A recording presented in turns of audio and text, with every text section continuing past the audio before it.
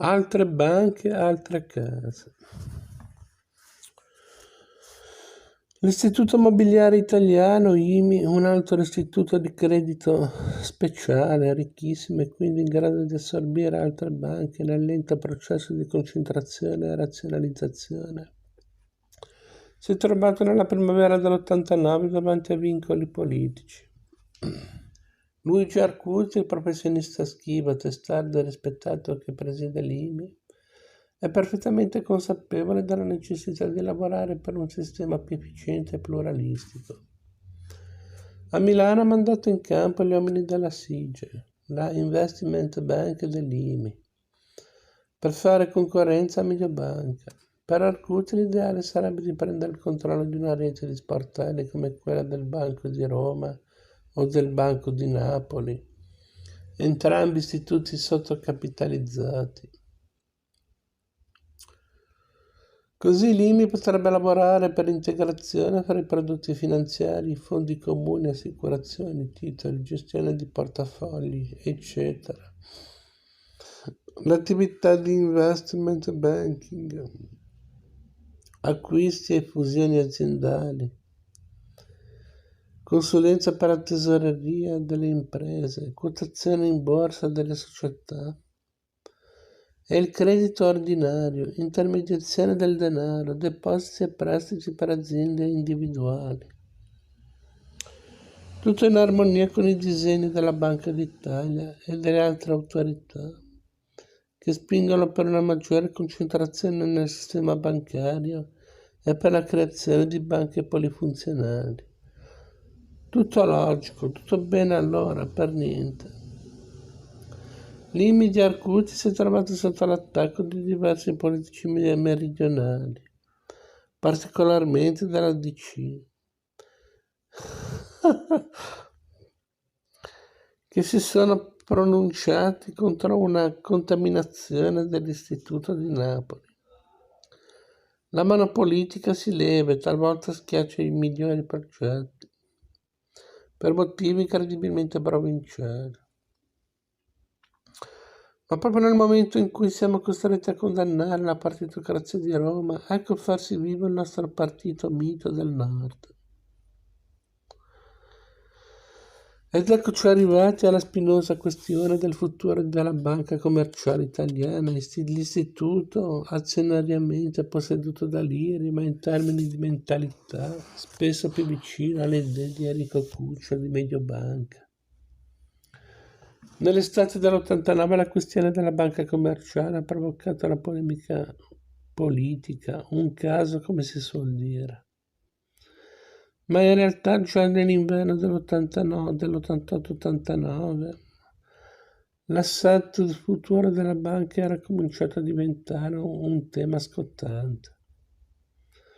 Poco prima del Natale dell'88 il ministro del Tesoro, il socialista Giuliano Amato, iniziava infatti a ricevere informazioni vaghe e incerte su un presunto disegno di Cuccia per il riassetto e l'eventuale privatizzazione della Comit.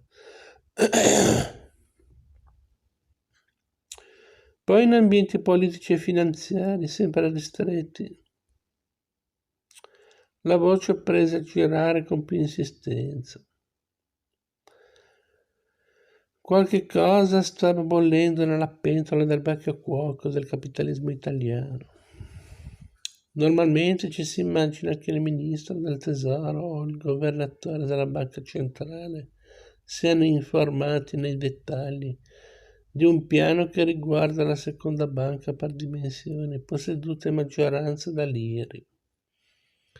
Invece i segnali erano tutti fumosi. Al principio dell'89 a Roma si faceva l'ipotesi che Cuccia volesse organizzare una fusione tra la Comit e Mediobanca,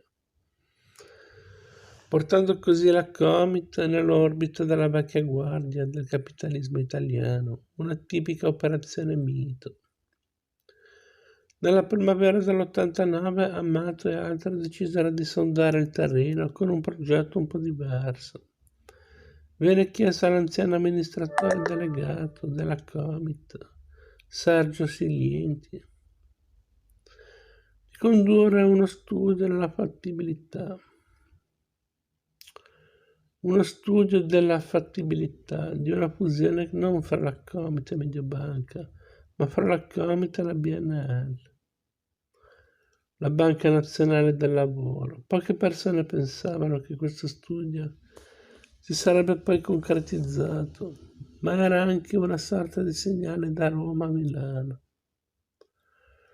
Col passare dei mesi, verso l'estate dell'89, i salti ben informati della finanza italiana cominciarono a parlare di un disegno Cuccia molto più ampio, che avrebbe sistemato diversi problemi per la vecchia guardia del capitalismo.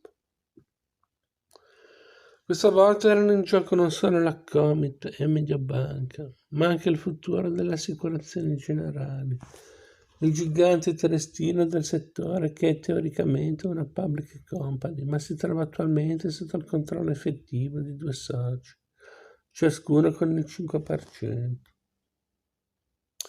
Mediobanca e il suo vecchio alleato e azionista, la Lazard Frères di Parigi.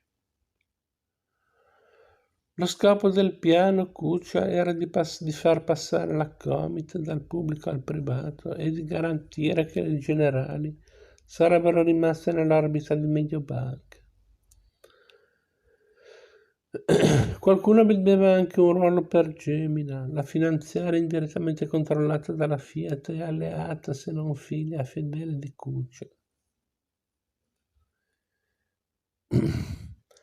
Giuseppe Turani, giornalista normalmente ben informato sui progetti della vecchia guardia e spesso tifoso di quest'ultima, annunciava clamorosamente nel luglio dell'89 che il piano Cuccia era l'affaire finanziaria dell'anno. Poi si fanno i vivi politici di Roma, protestando contro il fantomatico piano Cuccia. E una prima conseguenza, anche se solo temporanea, è il blocco di uno scambio di partecipazioni, 2%, fra la Comit e la Paribas. Anche qui i politici vedevano in qualche modo la mano degli intralazzatori. E i socialisti in particolare erano allarmati, ma lo scambio alla fine passava. In tutta la polemica nessuno, nei politici né in privati, si è posta la domanda: quale sarebbe stata la strategia migliore da seguire in relazione al futuro? Riassetto o no? Pubblico o privato?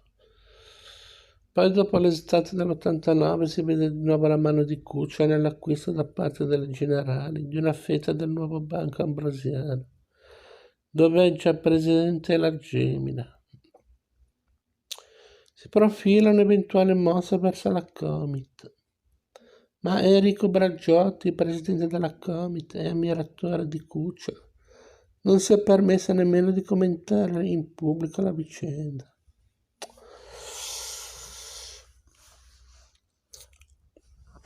La quale è diventata un vero e proprio giallo all'italiana. L'esempio quintessenziale di come si perde tempo litigando, manovrando, giocando e lottando nel nome del potere e non della strategia. E nessuno esce bene dalla vicenda, che al momento in cui scriviamo non è ancora risolta. Né i politici, intenti a non perdere una fetta polposa del settore pubblico, né i privati, intenti a operare dietro le quinte per far passare la Comit nelle proprie mani lentamente, sottilmente.